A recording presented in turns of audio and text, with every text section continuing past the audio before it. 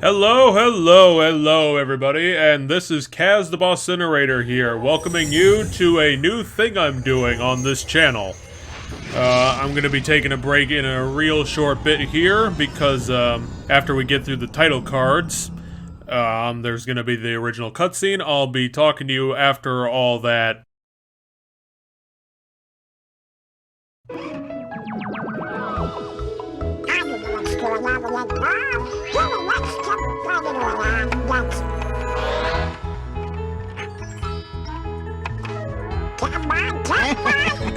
Hurry up, Donald. Turn on the TV. It's almost time for Daisy's report.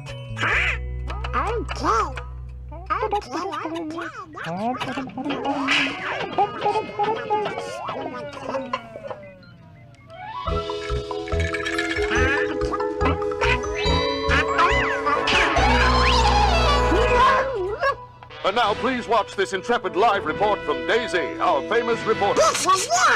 Daisy, you're on the air. Thank you, Robert. I'm actually in the foreign kingdom of Murloc, the terrible magician. Now that I've finally found a way to enter his secret temple, we will know what his terrifying new plans are. He's fantastic. We can hear him from here. I'll try to walk up to him without being seen. I'll try to get closer. There's Murloc. He's working on a very strange machine. Who's there? You'll never get out of here. Let me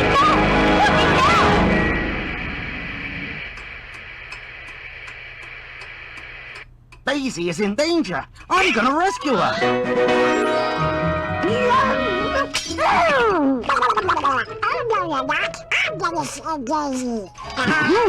I can help you reach Murloc's kingdom. With my incredible gyro gamma tubal teleport. I'm coming, Daisy. I'm gonna save you. Hey! He left too soon. At the moment, my machine doesn't have enough power. I need your help. And that's how our intrepid saga is going to begin. We're gonna immediately jump into the first level here, the tutorial, because, throughout this... Donald? Do you like my compacto sprenomatic? Okay, so I don't do a lot of, dialogue for these scenes. Anyway, I decided in this Let's Play to cut out a lot of the inner menu-esque bullshit so that we can get basically just the game here. I thought that'd be a good idea to, keep the pace up. Just down the road, you'll find some So, stars. first question I guess I'd want to ask is, you know, why am I starting to do a Let's Play? And why the hell did I pick Donald Duck Goin Quackers of all games? Well, the reason I wanted to do Let's Plays is kind of exactly the same reason why I wanted to start doing the indie games on the channel. Basically just to get, you know, more new experiences outside of the long series that we've been doing for so long as we've been going. Yeah, and at this point I get really tired of the frickin' tutorial. Oh, no, I'm going back because I'm an idiot. Down this trail, you'll find a couple of my... Because apparently I wasn't smart enough to see what the fuck was directly ahead of me, even though it was completely fucking obvious. I don't know what I was thinking there. I mean, it's a frickin' pit. What do you do with a pit in a platformer? I don't have a fucking clue. So, yeah, I figured, you know, maybe in the cards we'll do, you know, a few Let's Plays of some games I don't really have on the schedule for a long time. And, just let me do a new sort of project, you know. So that brings me around to the second question, why this game? And the reason was that this was a game that I remembered from my childhood, quite a long time ago. And now, at this point, I get frickin' tired of that annoying-ass text, because I don't need the tutorial. And case in point, we're about to actually skip the tutorial because it just kind of continues in this vein for a while, and then we can finally get into our first frickin' level.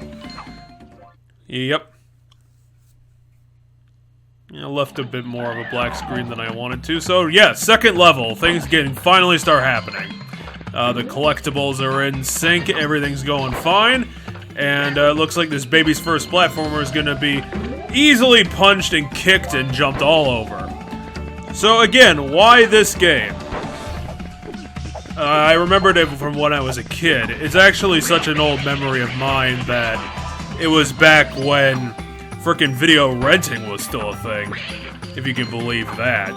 And I remembered back in the day when that used to be the case, I used to rent this game several times for the N64. If you haven't already been able to tell from the footage, we're playing the PSX version via emulator, if that makes anybody pissed off. And then Donald Duck's gonna twerk a little bit now that we got our first teddy bear. Teddy bear being the major collectible of this game.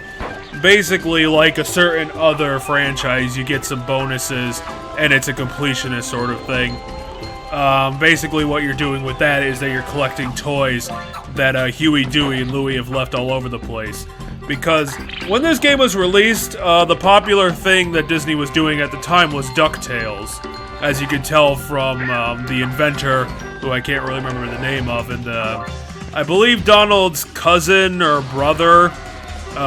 Again, not a very popular character, which is why I can't remember a goddamn thing about him, other than he's, I guess, kind of a douche. But, you know, family's family and all that, so it's not unheard of. And of course I go for the goddamn hard to get star there, the risky one. And these spell books, they're important if you could remember that from before. The thing about the collectibles is that you need to hit spell books that are scattered around the level, because the spell books are protecting... Oh, I died because of the hitboxes of bullshit there. That's great. So the spell books, in order to get the collectibles, the spell books are protecting the collectibles, so you have to hit the spell book. And then you have a certain amount of time to actually go find where the collectible is and collect it. It's not too bad, because like I said, this game is definitely a baby level thing, which is why we're gonna be doing this entire Let's Play in 3 parts. Which I suppose back in the day when people bought this game, it would be a bit of a jip if you could complete it in under 2 hours like I did. Yes, indeed, this is a very short game. So we're gonna be able to enjoy a little bit of that. The punching and the jumping and all the nice stuff. So, the reason why this game came to mind, again, is that I rented it a few times. I actually never beat it back in the day. And that's why... Oh, and if you get all collectibles within a level, you get the ultimate twerk dance from Donald, which, you know, PSX animation's pretty decent, so it's funny. This game's actually pretty well animated for something that's from the 5th gen, so they put some effort into it. But, again, back to that reason. So, ran it a few times. The thing was, I actually never beat it, and there's a particular point in the game where I specifically remember I couldn't get past it. It wasn't as easy for me when I was a kid, even though nowadays I can imagine that any 12-year-old could run through this entire game with one fucking sitting. No goddamn problem there, but we will be seeing that part, maybe part 2, I believe. I'm gonna be cutting out a lot of the deaths. Again, a lot of the bullshit throughout this Let's Play, so I figured I might as well just come back and beat it for a Let's Play. It might be a good, interesting first project. And another thing I remembered about it is that I thought that, you know... God. Just the casual spikes, the thing that always gets you in these frickin' platforming games, the things that you never remember. And in classic first world easy mode sort of game, I'm already collecting the hell out of these lives. And because there is nothing challenging in this entire world, I'm gonna just float and defy gravity there for a second. Every 100 stars gets you another life if you haven't been noticing, and again, getting stars in this game is super easy, so you don't even have to worry about it. Donald here. And unlike that certain other franchise we are going to be talking about, you get 2 hits per life. And that was me not paying attention one goddamn bit. That's why you don't mess with moose in the wild, guys. Stop trying to take fucking selfies with them, or you're gonna get what you deserve. I don't know if it's about the graphics or what, but I swear that the hitboxes in this game are jank as balls. Which I guess isn't too surprising considering this is a Disney game, and Disney have never been exactly the entrepreneurs of video games. I think one of the last major projects that they worried about were the Epic Mickey games, which were games, I guess. Maybe a few people remember them at one point. I don't know, but they handed off to EA, and EA did their EA thing and destroyed literally everything in the world. Another important thing to note in this game real quick is that in the last level we picked up a ball of energy. It was that blue and lightning thing. To beat a level and unlock the final boss, you have to grab that thing in every level.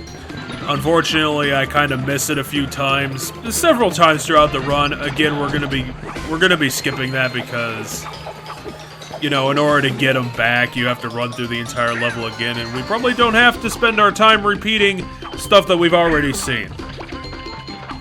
So yeah, this was released around DuckTales, so we get those versions of the, I don't know, the Mickey canon, if you want to call it that. I've actually been rewatching a couple episodes of DuckTales recently, and yeah, been really enjoying the TV show, and you know, once again discovering the reason why it ended up lighting the world on fire and starting the Disney Afternoon back in the day. Some of the best cartoons that we've ever seen of those times.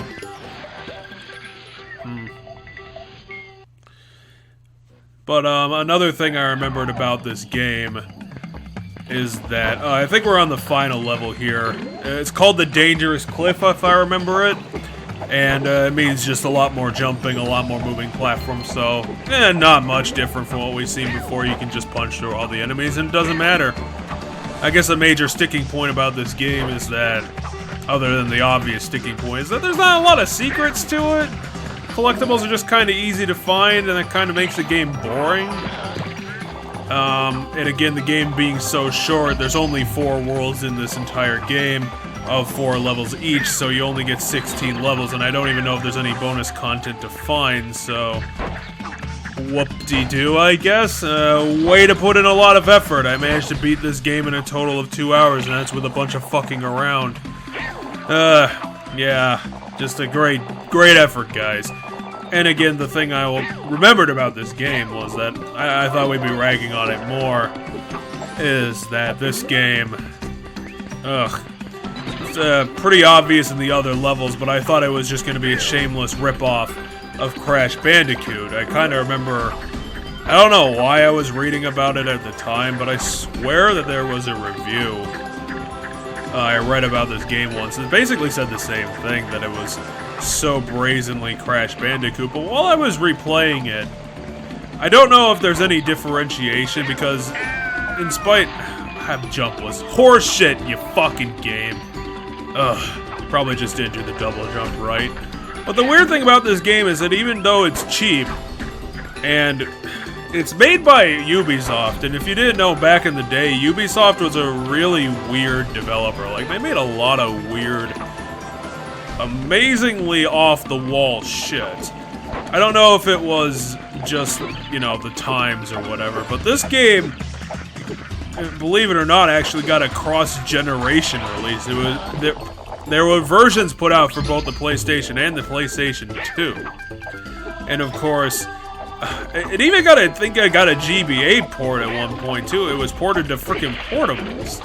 It's like, does this game look like it deserves a 5-platform release? I mean, so I don't know if there's like more content in the other games. I mean, the PSX version was one of the more highly rated ones, I guess. So, okay, I decided to skip ahead, and because like we talked about before, I had to repeat this level because I forgot to get the energy thing, so yeah, it doesn't really differentiate up until like past the halfway mark, so we just decided to skip the entire level. and just move on, because we're gonna be facing down the boss soon. What could it possibly be in this natural jungle area? Are we gonna be fighting Donkey Kong? Are we gonna be fighting the evil plant from Resident Evil? It could be literally anything. I mean, DuckTales was a very episode of the week show. Or, back in those days, considering they released like 50 episode seasons. Think about that, 50 episode seasons. It was fucking nuts back in the day. So it's more of an episode of the day sort of thing, if you could believe that. Okay, I guess I didn't cut out that embarrassing death where I did the exact same thing as last time. For being such an easy game, it is so easy to die, and just because I'm incompetent and bad at things. So yeah, we should have the energy now, and we can move on to the actual set piece of this entire frickin' thing. We're gonna be moving directly into the boss fight. Like I said, I'm cutting out all the transitions just because they're boring.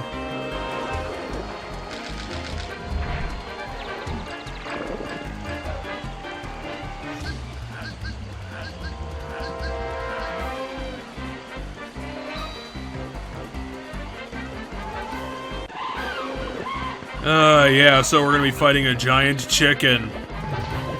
The classic, comedy bit. I might have to cut out some of my...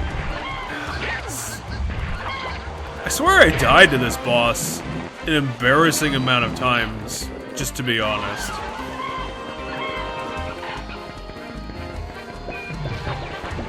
We'll leave a couple of deaths in just to show how things work here. I did not have a good time with this boss. From one particular attack, it's always one thing that frickin' gets you in these boss fights. It's pretty simplistic, but it's just the one thing, you know? And we'll be seeing that a bit later when I go through the deaths. Then we'll get to the success. And that'll be the first world done.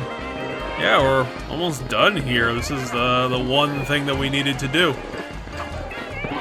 We'll be getting that power for Gottwald, or whatever the fuck that nerd's name is.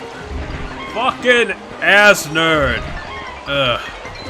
Could be named Wrenchy for all I know. It's probably some dumb pun sort of a name. And in classic tradition, each of the bosses in every world has Okay, this is the winning moment. I've done my freaking editing. Thank you, everybody. It's the first boss, and I can't believe that I fell for that thing. It's trick move so many times. But I mean, this game is so fucking easy, and I had so many lives that what's even the point? I could just throw myself, well, if it was possible in this game, I could have just thrown myself off a cliff. Any amount of times. I could have just, for fun, I could have killed myself 7 times and just had some fun. Birds born with drills on their faces. It's a genetic disaster, this entire species of, what would you even call this? Just gorilla chicken? Would we even have a food problem if it wasn't? I think the reason that this was the successful run was just because I got lucky with that egg drop. I felt bad, which is why I had to do all this editing.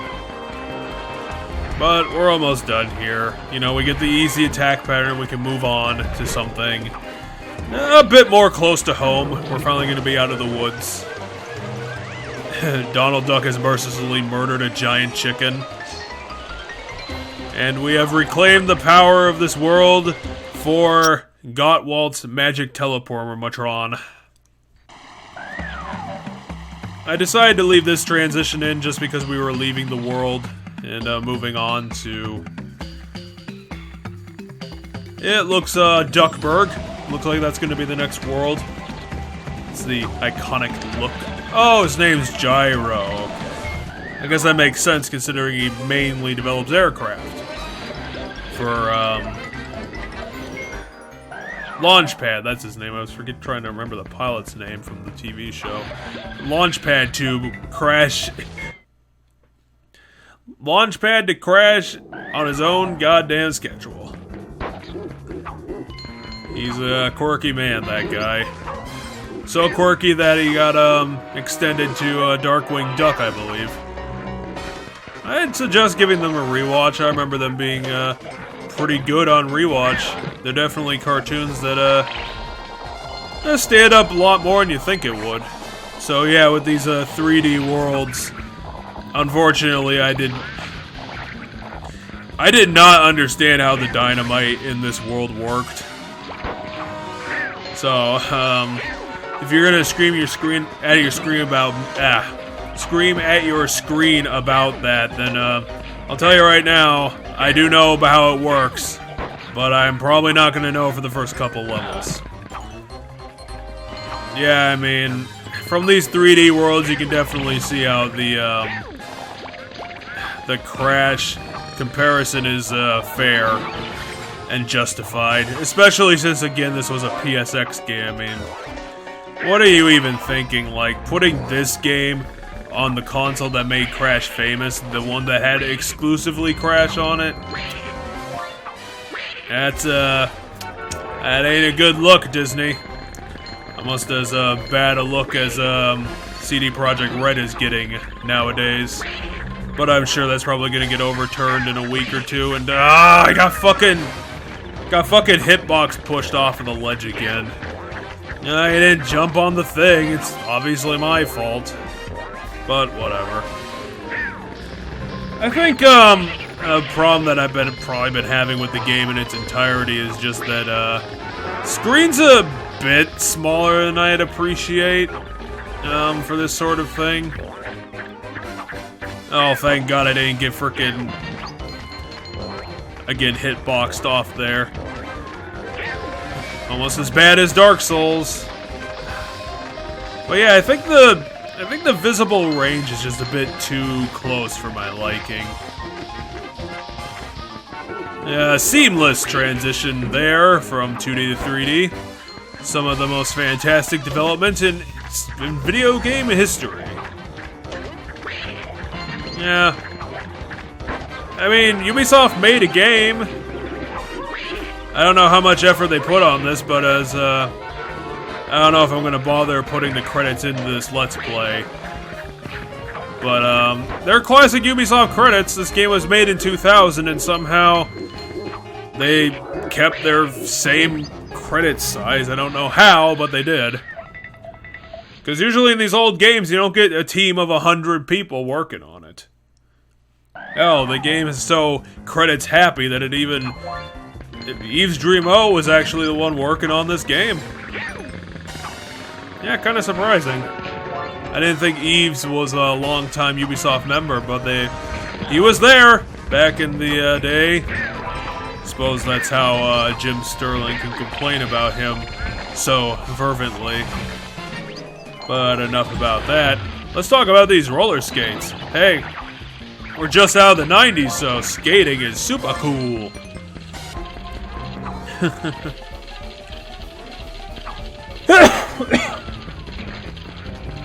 Yeah.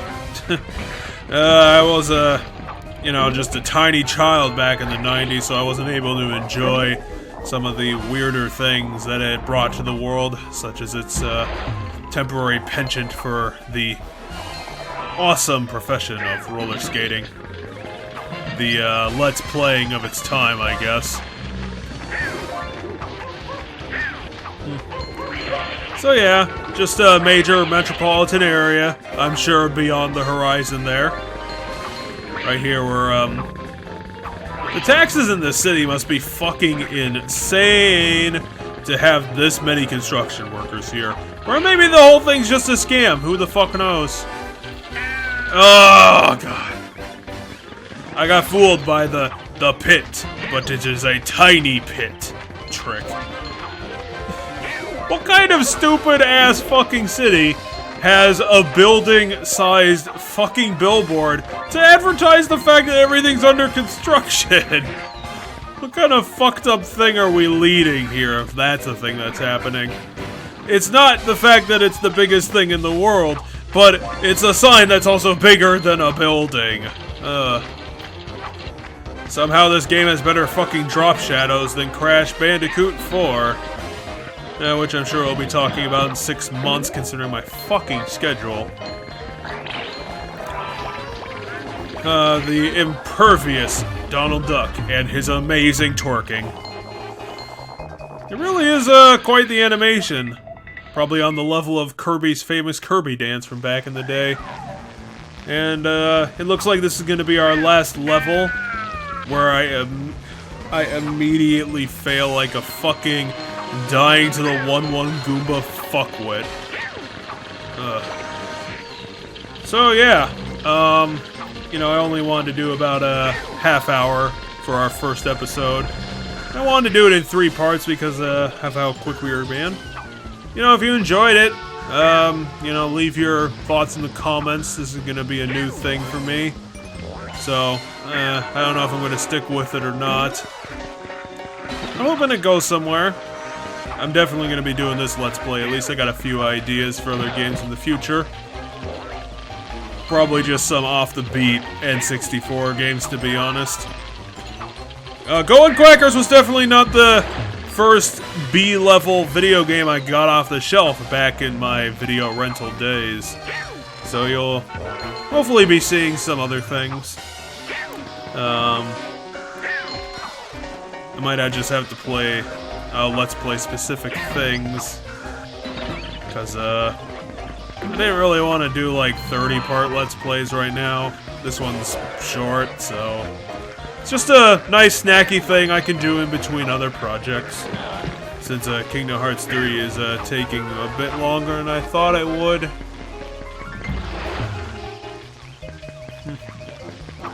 Yeah, for a game that got accused of being a Crash Bandicoot ripoff, there's a ton of 2D sections in this game. I think it easily beats out the amount of 3D time in this game. And I guess that's just because 2D is a bit easier to do. Program or whatever. Gotta watch out for those steam tracks. I have no idea why every freaking roof in this entire building has steam coming out of it. I don't think Duckworth was set in the 1920s, but considering DuckTales, I mean, it did exactly have a set time period, now did it? Maybe I should watch a little bit more DuckTales so I can regale you with the spectacular cartoon antics of Scrooge and his wonderful compatriot. I don't know why I'm having so much fucking trouble with those goddamn boxes. It's ridiculous. So yeah, I'm just flying through the progress here. I do remember that jump. I remember being able to bullshit my way through that, and I still have no idea why. Probably just clipped onto the edge really good.